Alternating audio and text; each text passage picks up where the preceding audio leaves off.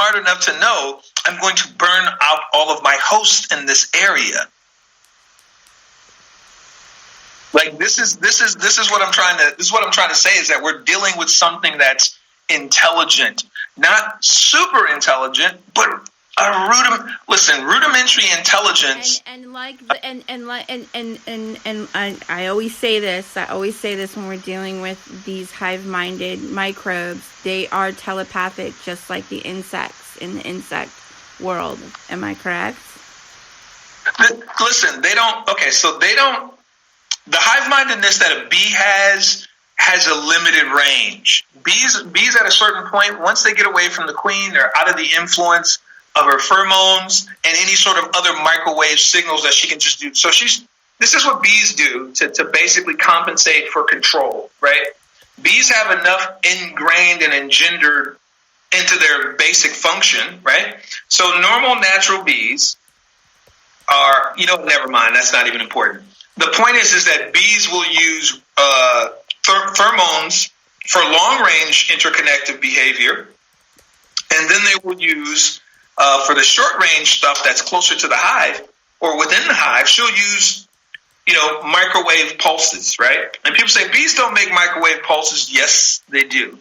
Yes, they do. But that's not the point. The point is that they're limited by that scenario. And even if bees need to communicate to other bees certain things, they still are going to go back and tell the hive, hey, you guys, this is what's going on. And the queen's like, okay, you guys can do that. So bees will have a recording of the last message they got from the queen. And then when they come into contact with other bees, they'll just play it back and go, hey, you guys, this is what she wants us to do. Okay. And then they all go deal with it, right? But in regards to, funguses, they've developed an ability. I mean, it's not that they developed. All microbes have the ability to transmit, radio wave at about 1.5, I think it's hertz. So it's a really small amount. Not kilohertz, just hertz. But the point is that what we're dealing with here is far more advanced. And let me put it this way. It's more advanced in the sense that it might only have about as much intelligence as a cat, might only have as much intelligence as a dog, might only have as much intelligence as a bat. But whatever it has, it wouldn't be so bad if there was just one of them. But there's trillions of them. There's tens of trillions. Tens of trillions. Tens of trillions. Okay, now this is just. What I'm saying is that I don't think they have an upper limit. I don't think they have a reason. I don't think they have an upper limit to their ability to send a signal. You mentioned the they have drip. Have a range to send signals to each other. I don't think they have that. I don't think they have you can't talk to me because I'm this far away kind of thing going on. I don't think they have that because I'm seeing certain patterns and certain behaviors and how the victims are starting to show that let me know like, okay, this thing has got long range communication and its mutations are not random. Its mutations are intentional. Yeah, that's what I was going to get at a little bit. I want to digress just a little bit really quick, and I just want to interject something. I'm sorry to interrupt you. No, that's how this works. I know. We know each other well. Okay. Now there's rumors. You mentioned the frazzle drip. That's the stills that are being posted online, and this is circumstantial.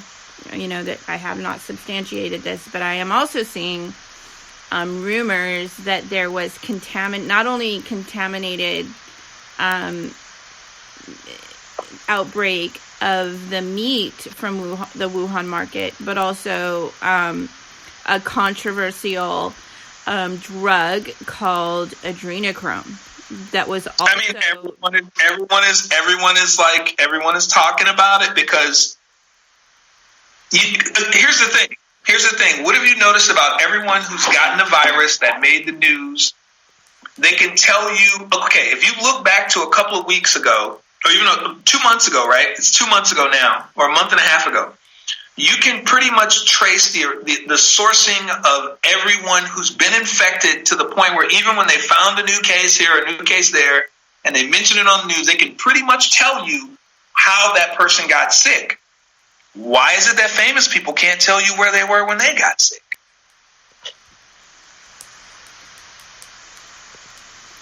I just want to know, why isn't it you guys can tell me how you got the virus? I want to say, there was a long pause there where Hollywood was really, really quiet. For a month and 6 days. For a month and 6 days. So from December all the way, So from when it hit in January, like right around February time frame, moving forward, right around the same time, I think it's like the Fashion Week thing kind of jumped off. Because the virus has been going on for 9 months, quiet as kept everybody. So right as we came into that time frame, somebody can correct me the date if they want. There's little whispers going around about the transmission and the behaviors of the virus, but not many people are really talking about it. Or the fact that it might be sexually transmitted or socially transmitted, just plain out socially transmitted, but sexually as well, right? Think about this.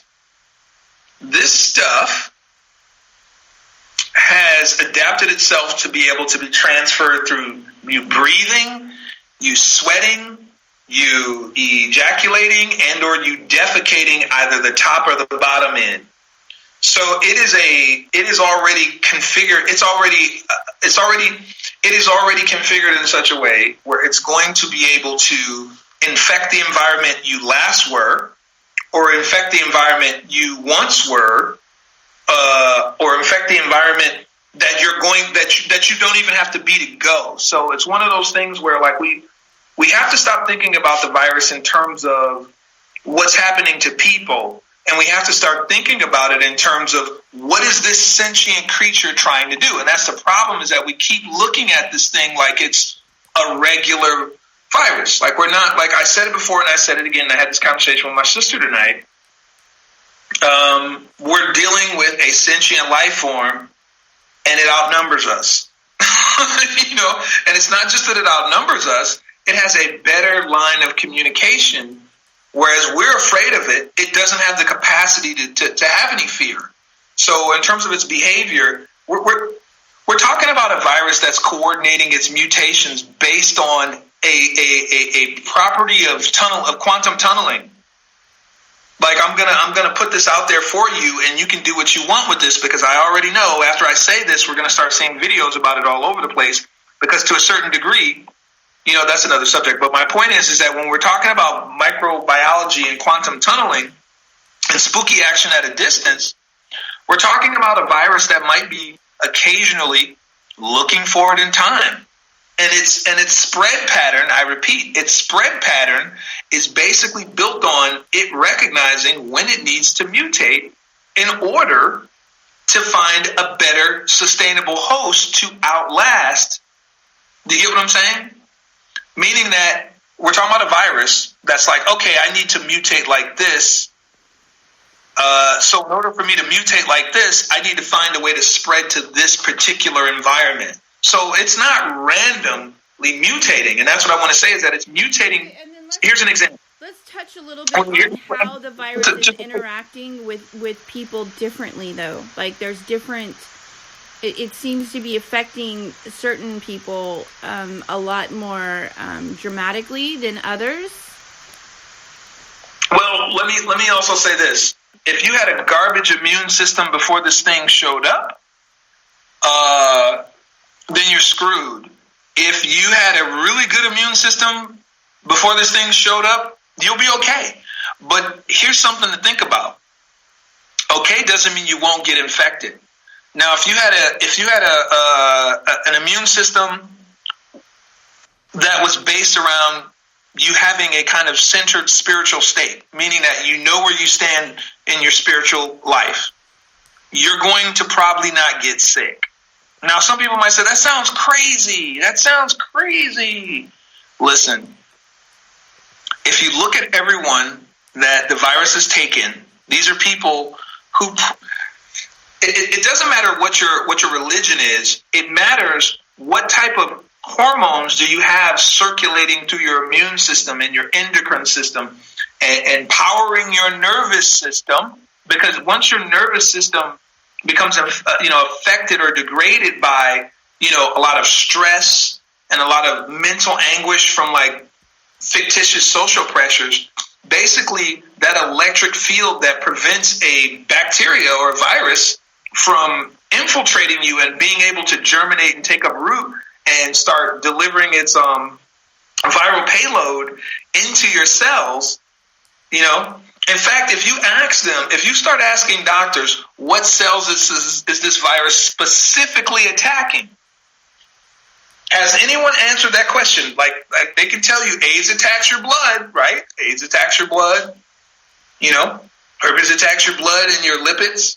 What is this thing attacking? Because it doesn't. I mean, we know it's gonna attack your lungs. We know it's gonna attack your heart. We know it's gonna attack your liver, and in some cases, it's even giving your spleen a little bit of trouble. So it's got 4 areas. In fact, the spleen issue is the least problematic, and when that does happen, it's in the far later stages before the virus pretty much kills the host. But you have to understand, I guess, one particular thing, which is this. We're dealing with a virus that is sentient, is hive-minded, it's hive-minded never mind telepathy. I'm saying it's hive-minded in the sense that it's not disconnected from the others, regardless of distance. And people are going to say, that's crazy, that makes no sense. And I'm just like, well, somebody explain to me how it keeps mutating just at the right time to prevent you from getting a good idea how to deal with it. I mean, it can't break its basic construction, but for the most part, this thing is pretty good at mutating at just the right time. And the only way I could see you doing that is if you were, if this microbe was lensing. Now, over a large area to where it's a pandemic. It's everywhere on this ball of dirt. It's everywhere on this ball of dirt. It has guaranteed itself that it will have a host. Anyway, I'm sorry. Go ahead. I hope I answered that question for you, but maybe I didn't. No, I wanted to clear up the telepathy thing, because so you're saying it's more connect like a hive connected mind. Well, it's almost like this. It's almost like this. Let me put it this way. So would you say that it's safe to say that 5G would exacerbate the pandemic? Yeah, because here's why 5G exacerbates the problem. This is why 5G and there's a lot of people trying to say no, it doesn't. But there's already scientific papers that have come out that said that basically have shown that Wi-Fi and in particular 5G signals exacerbate. They cause a rapid, near spontaneous explosion of viral and microbial replication. And people will ask, well, why is that? Because you have a wave. You have these waves being emitted from basically a Wi-Fi router. Right, and that's really what 5G is. It's just advanced. It's just a higher frequency of Wi-Fi. That's it. Although it's at a shorter range, but it's in more places. Where I'm going with this is that basically, when you're dealing with any cellular organism and you're exposing it to radiation, because Wi-Fi is still radiation, you're agitating molecules, and that's all life forms are, just molecules, well-arranged molecules. But when you have something that's vibrating faster than the molecules can accommodate in their normal room temperature, undisturbed or just normal, function, it's going to cause certain molecules that are configured that cause, that signal biologically when a life form or a cell should split, right? So when you have something vibrating that quickly, it's going to hit those switches unintentionally, and those molecular triggers, once some of the